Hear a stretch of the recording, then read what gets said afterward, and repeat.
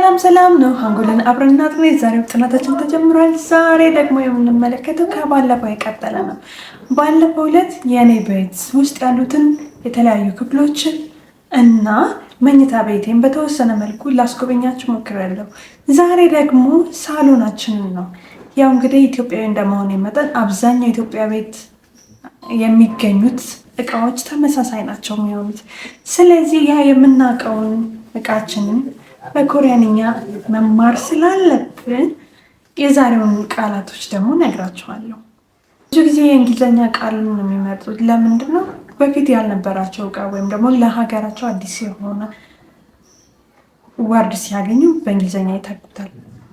አሁን ለምሳሌ እኛም በሀገራችን የተለያዩ ቃላቶችን ከሌላ ከውጭ ምንኮርጀው ነገር አለ። አሁን ለምሳሌ ጠረጴዛውን የፖርቹጊዝ ቃል እንጂ አማርኛ አይደለም። የተለያዩ ፓስታ የምንለው አለ አይደለ? እሱ ራሱ ጣሊያንኛ የመሳሰለ ነገር ነው እንጂ የእኛ ቃላት አይደለም። ልክ እኛ ከሌሎች ሀገራቶች እንደወረስ ነው ሁሉ እነሱም የወረሱት አላቸው እና አብዛኛው የእንግሊዝኛውን ነው የሚወስዱት። ስለዚህ ከሶፋ ልጀምር። ሶፋ አይደለም እነሱ የሚሉት ፓ። ከሶፋን እንግዲህ ተመለከትን። ከሶፋ ቀጥሎ ደግሞ ቴሌቪዥን። ያው እንግዲህ አብዛኛው ኢትዮጵያዊ ኮመን የሚያደርገው እቃዎችን ነው የምነግራችሁ።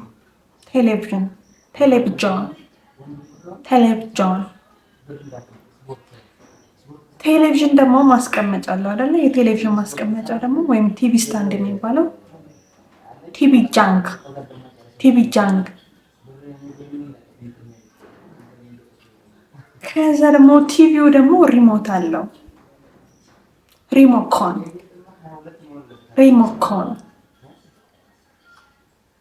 ሌላው ደግሞ እዛው ሳሎን ውስጥ በእርግጥ አብዛኛው ቤት ላይኖር ይችላል፣ ግን ሳሎን ላይ የሚቀመጥ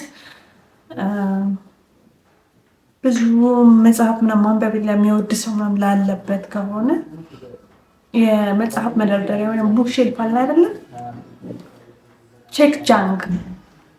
እንግዲህ መጽሐፍ ቼክ እንደሆነ ከዚህ በፊትም ተማምረናል። ስለዚህ ጃንግ ደግሞ ሳጥን ነው። ቀጥታው ሲተረጎም ራሱ መጽሐፍ ሳጥን፣ እኛ ስናስተካክለው ግን ቡክ ሼልፍ እናላለን ወይም ደግሞ ቼክ ጃንግ።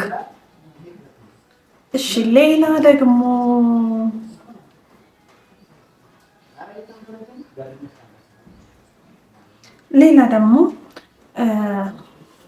ሶፋ መሀል ላይ የሚቀመጥ ሊሆን ይችላል። የኮፊ ቴቡል ነው የሚሉት፣ የኮፊ ቴብል እንደማለት ነው። ከዛ ውጭ ኖርማል ቴብል ወይም ደግሞ ይሄ ጠረጴዛ ነው ሲሉ እነሱ ቴብል ጠረጴዛ እያሉት ነው። እንግዲህ ያው ከእንግሊዝኛው ጋር ይቀራረባል። ያው አክሰንታቸው ወይም አባባላቸው ትንሽ ይለያያል። ቴብል ጠረጴዛ። ሌላ ደግሞ በሳሎን ውስጥ የሚገኝ ወይም ደግሞ ይኸው ለምሳሌ እኛ ቤት አለ ሙዚቃ ምናምን ስለምንወድ ስፒከር አለ። ስለዚህ እነሱ ስፒከር ምን ይሉታል?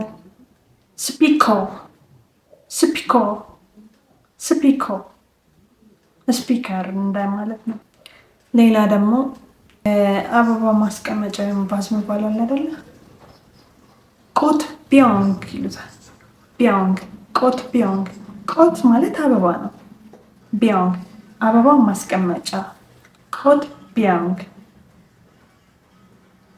ሌላ የግድግዳ ሰዓት ሊሆን ይችላል። ሺጌ ሰዓት፣ ሺጌ። ሌላ ሳሎን ውስጥ ምንድን ነው ያለው?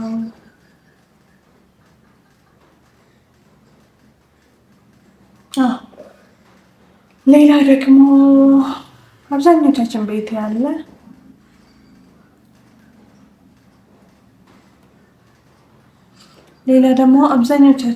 ያለ ያው የምርቃት ፎቶ፣ የሰርግ ፎቶ፣ የቤተሰብ ፎቶ ምናምን ለማሳየት ግርግዳችን ላይ ወይም ለጉራም ሊሆን ይችላል የምንጠቀመው ሳቺን ኤክጃን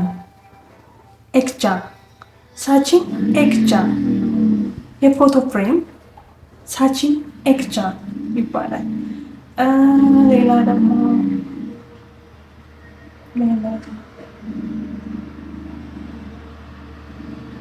ደግሞ ምንጣፍም መጋረጃ አለ አይደል እንዴ?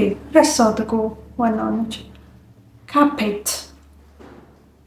ካፔት ምንጣፍ፣ ካፔት መጋረጃ፣ ኮትን መጋረጃ፣ ኮትን። ለዛሬ አይምሮዬ ላይ የመጣና ያስታወስኩላችሁ እቃዎች እነዚህ ናቸው። ሌላ ማወቅ የምትፈልጓቸው የሳሎን ቤት ውስጥ ያሉ እቃዎችም ካሉ ኮመንት ላይ ልትጠይቁኝ ትችላላችሁ። እነግራችኋለሁ፣ መልስላችኋለሁ። አብራችሁኝ ስለቆያችሁ በጣም አመሰግናለሁ። አብሮነታችሁ ይቀጥል በማለት በቀጣይ ቪዲዮ እስክንገናኝ ድረስ አኛው